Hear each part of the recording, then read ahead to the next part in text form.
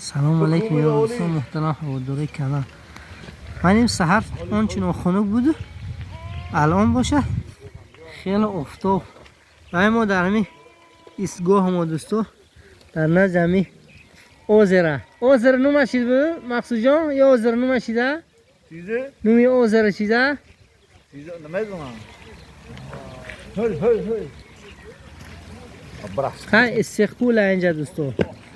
ها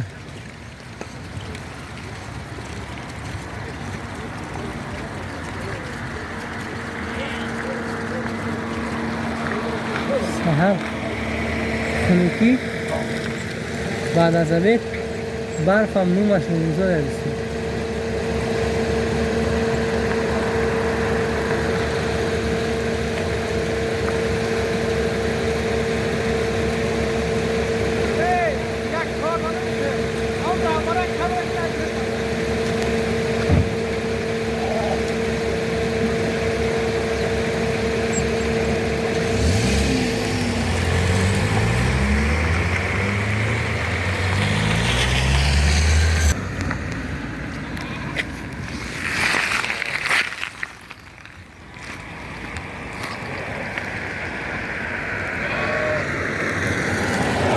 فیض دارد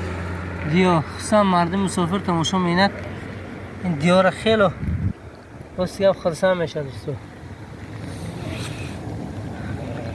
من بیزنس اکای ظفر محمودم باشه مرد برف و آب چی سادیا هنچی برافت نه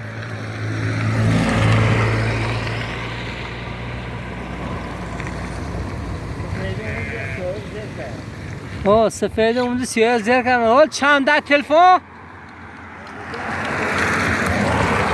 9755